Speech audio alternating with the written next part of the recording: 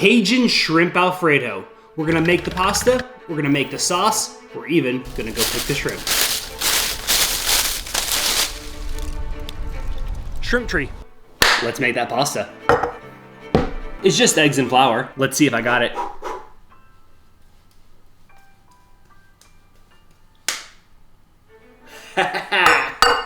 This base recipe is simple. 1 cup of flour, 1 whole egg, and 2 egg yolks.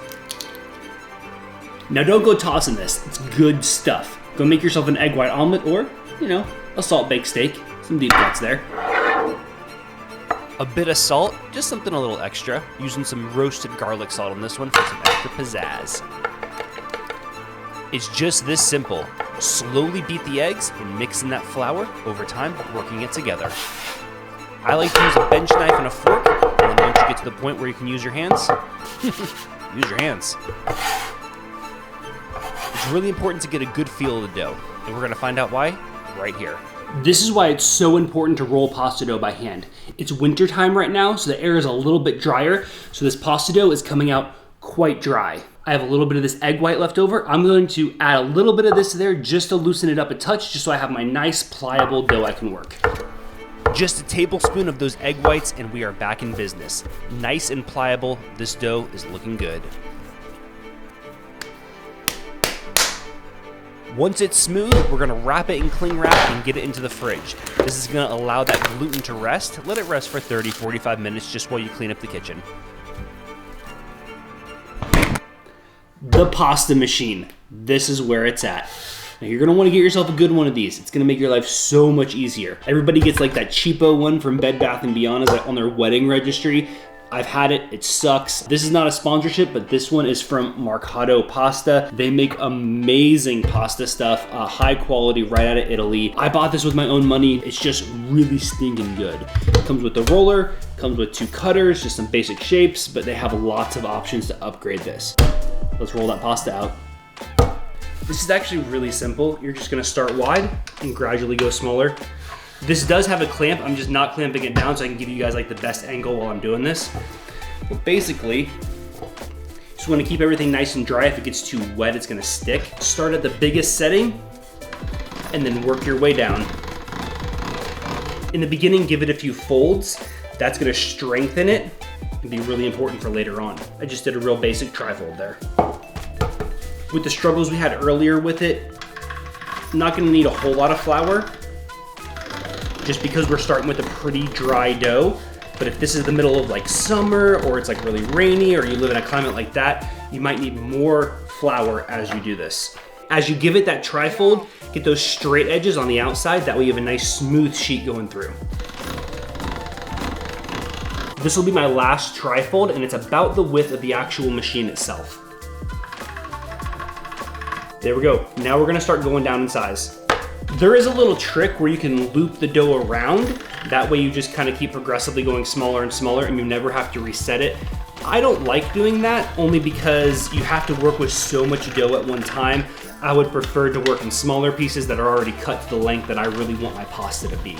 Makes it a little easier. I am no pasta expert by any means, but I've probably done this greater than 100 times, which isn't anything crazy. It's just every time you do it, it gets a little bit easier. So if you want to get into pasta, one of those things, get into it, start making it, All right, this is gonna be our last one for this particular cutter that we're doing. We're going to a level 5. That means nothing to you at home. It's just this particular one, which is the Mercato Atlas 150. And now we're gonna cut it. I will find whichever end is funkier, which is this end down here. I'll cut that off square. That way it'll go nicely into the machine. Hey, if you guys have not liked and subscribed yet, I would really appreciate it if you guys would do that. That's kind of what keeps everything going around here.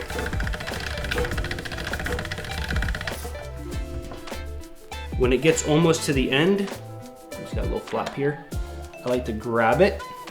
That way I can just pick it up when it's done.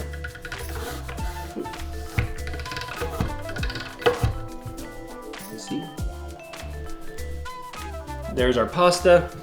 Give this a little dusting of flour. That way it doesn't stick to itself. Beautiful. Have a little container here. These are going into the fridge covered up until I'm ready to cook them. You can do this the day before, but I recommend day of. That's gonna be the best quality. No preservatives, no extra ingredients in here. Sooner you use them, the better. Let's get the Alfredo going. Putting them into the fridge. Do not wash this. Brush off the excess flour, put it back in the box. This should never get wet. We're going Cajun. We got the blackening rub, the Cajun rub. Now, a lot of people will think this is gonna be like super spicy or something. It's not. What makes Cajun or blackening, give it that flavor is a lot of paprika. That's what all that red is. Now, there is a little bit, a touch of cayenne in this one, but it's not spicy at all. It's literally the last ingredient on the label. We got a pound of shrimp here. Let's get them seasoned, start cooking. A regular frying pan will do, you know, kind of finish there. If you are cooking like a small portion, we are not. One of these saucier pans that has like a 3-inch thick side on it, that's what we want. That'll give us plenty of room in there to build our sauce, cook our shrimp, put our pasta in without making a huge mess on the stove, which in my opinion is very important. Warm up some oil over medium to medium-high heat. We are going to blacken the Cajun shrimp, the blackened shrimp.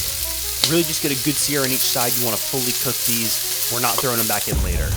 While those are cooking, get some garlic going in the background. Garlic is a staple of every pasta dish. We have to have a bunch of it. Don't even measure it, just a handful. And don't even think about washing this pan. We got big pan plans.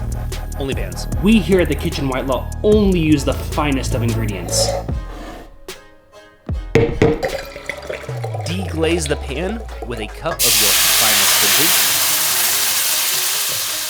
Those little brown bits in the bottom of the pan there, they are the fond. They're little flavor bombs. We need them to make our sauce just amazing. We're gonna let that reduce for a little bit over medium heat and then toss in our garlic. This is where we start building our sauce. About 2 tablespoons of butter. Let that melt, let that garlic cook a little bit, and then add in 2 cups or 16 ounces of heavy cream. We're gonna reduce this, bring it up to a simmer, like medium to medium low heat. Just let it reduce for about 15-20 minutes until it starts to thicken up nicely. Now we're gonna add in about 7 ounces of Parmesan cheese, finely grated. Add this in very slowly, a few additions. If you put too much in too fast, the sauce is not gonna come together. This should be on very low heat here, just enough to melt that cheese in. Add it in, give it a mix, and keep on working.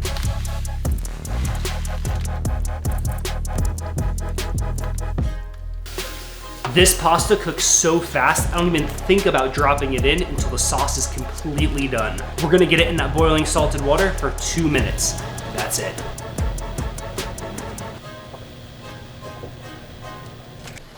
After that 2-minute cook, that pasta comes out straight into the sauce. Our sauce is plenty thick here, so we don't need any of that pasta water in there, but if your sauce is looking a little loose, you can add some pasta water to it. That flour in there will help thicken it up a bit. But she already a thickie boy. Now we plate. I like to use one of these big serving forks to help twirl the pasta. It's a great way to get a bundle of pasta onto your plate really, really well. We're gonna add all the accoutrements. This is where it really comes together. This separates home pasta from some fancy stuff. We're gonna add a little bit of Parmesan cheese on there. We're gonna throw on some chopped parsley. We're gonna plate our shrimp next to it.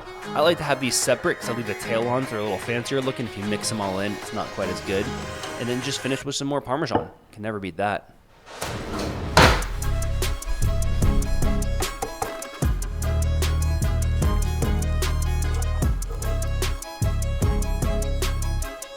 The creamy, rich Alfredo with that blackened shrimp contrast to it. Oh my goodness. This is ridiculous. You guys gotta try it next time you're doing pasta night.